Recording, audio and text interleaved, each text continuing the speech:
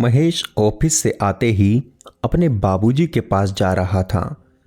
उसे सीढ़ियाँ चढ़ते देख रूपाली ने रोक लिया। आते ही ऊपर चले जाते हैं, पहले मेरे साथ एक कप चाय पी लीजिए, फिर ऊपर बाबूजी के पास जाइएगा। तुम चाय निकालो, बस 2 मिनट में आता हूँ। आज सुबह बाबूजी से मिलकर नहीं गया था तो वो बहुत बेचैन होंगे। अच्छा सुनो, बाबूजी की चाय। महेश सीढ़ियाँ चढ़ते चढ़ते रुक गया। आपको क्या लगता है कि मैं बाबूजी का ख्याल नहीं रखती? 5 बजे ही मीनू के हाथ भिजवा दी थी। ज़्यादा चाय पिएंगे तो उन्हें एसिडिटी हो जाएगी, फिर रात भर हम लोगों को ही परेशान होना पड़ेगा। रूपाली बेरुखी से बोली। महेश ने हूँ कहा और बाबूजी के पास चला गया। बाबूजी के कमरे में पहुंचकर महेश ने उन्हें आवाज़ दी। बाबूजी, सो गए क्या? महेश की आवाज़ सुनकर बाबूजी खुश हो गए। अब नींद कहाँ आती है बेटा, बस दिन काट रहा हूँ और यही सोचता हूँ कि ना जाने क्यों तुम्हारी अम्मा मुझे अपने पास बुलाने में देर कर रही। उसे बोला था मुझे अकेला मत छोड़कर जाओ, लेकिन उसने भी मेरी बात नहीं सुनी और पहली बार मेरी आज्ञा के बिना मुझे छोड़कर चली गई। बाबूजी, आप फिर शुरू हो गए। अम्मा तो चली गई, अब आप भी मुझे अनाथ करना चाहते हैं? महेश ने अपने बाबूजी का हाथ कस के पकड़ लिया। बेटा, शायद तेरे इसी मोह ने बांध रखा है, वरना बेटा मैं यहाँ अकेले बोर हो जाता हूँ। तुम मुझे नीचे ही कहीं शिफ्ट कर दो। तुम कहो तो बाहर वाले स्टोर रूम में भी रह लूँगा।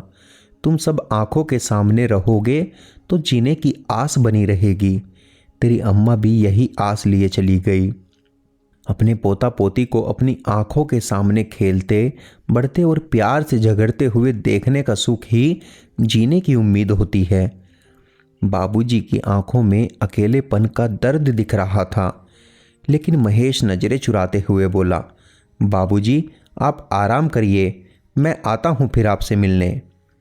बाबूजी शायद महेश की मजबूरी समझते थे, इसलिए अपनी सूनी आंखों से भी आशीर्वाद देकर उसके सिर पर प्यार से हाथ फेरा। नीचे कमरे में पहुंचते ही रूपाली तंज से बोली, आ गए अपने बाबूजी से मिलकर? क्या बोल रहे थे? अब क्या कमी रह गई है? तुमने बाबूजी के कमरे में उनकी सुख सुविधाओं का पूरा ख्याल रखा है, लेकिन फिर भी वो वहाँ अकेले हैं। तुम कहो तो बाबूजी को यहीं नीचे बाहर वाले स्टोर रूम में शिफ्ट कर दूं। महेश रूपाली की तरफ देखते हुए बोला, क्यों, उन्हें ऊपर क्या परेशानी है? जाकर दूसरों के घर में देखो कि लोग कैसे बुजुर्गों को घर के कोने में बिना सुख सुविधाओं के रखते हैं। मैंने कितने अच्छे से रूम में एसी और स्मार्ट टीवी लगा कर दिया है। एक नौकरानी है जो सदैव उनकी सेवा में रहती है। अब और क्या चाहिए इस ढलती उम्र में उन्हें? मैं उन्हें नीचे नहीं रख सकती।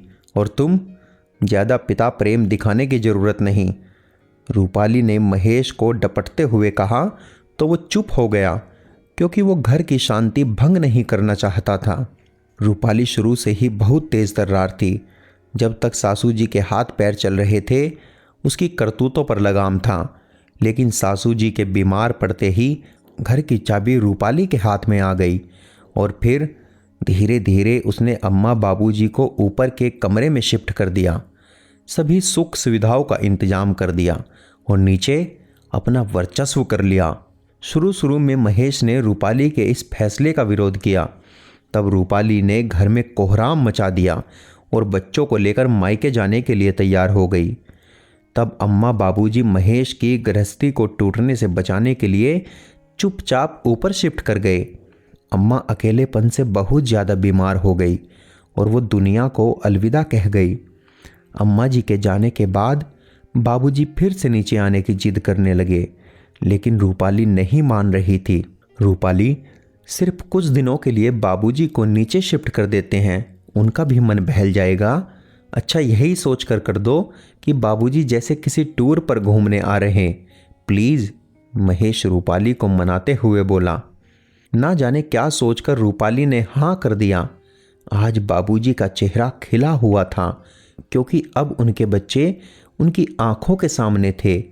बाहर का रूम होने से अब बाबूजी रोज सुबह उठकर टहलने जाते और लौटते समय दूध और ताजे फल भी ले आते।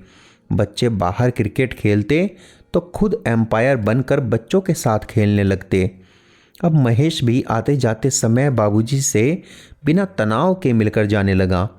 शुरू शुरू में रूपाली को चिढ़ होती थी, लेकिन जब उसने देखा कि संडे को महेश और बच्चे भी बाबूजी के साथ टहलने निकल जाते तो उसे भी अच्छा लगने लगा, क्योंकि बच्चे और महेश अब ज़्यादा फिट और खुश रहने लगे। बच्चे पहले खाना खाने में नाटक करते थे, लेकिन बाबूजी के साथ सब खाना खाने लगे, करेला और लौकी भी। बच्चे बाबूजी से पढ़ने लगे तो रूपाली को भी अपने लिए समय मिलने लगा। जो रूपाली बाबूजी के नीचे रहने पर चिढ़ती थी, अब उसे समझ आने लगा था कि उसने बाबूजी को अलग करके बहुत बड़ी गलती की थी।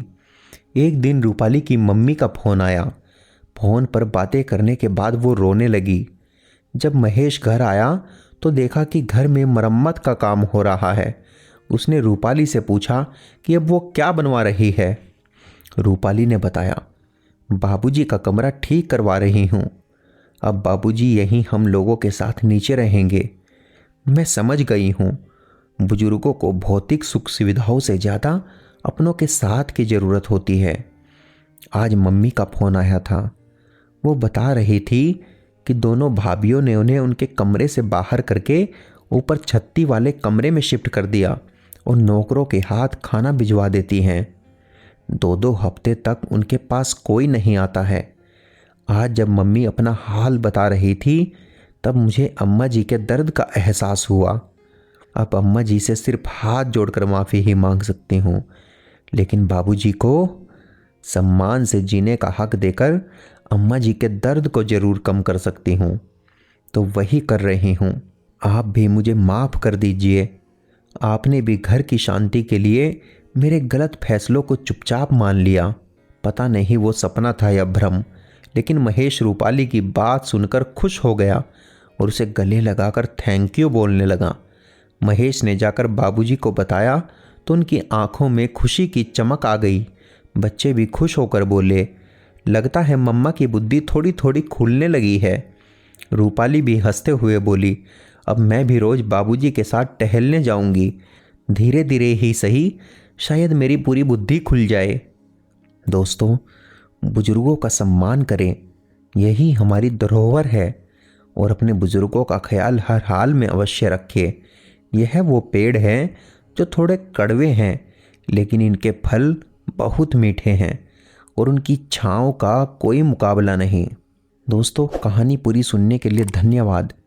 आपको कहानी कैसी लगी हमें कमेंट बॉक्स में ज़रूर बताएं, और अगर आपको कहानी अच्छी लगी हो तो कहानी को लाइक व शेयर करें।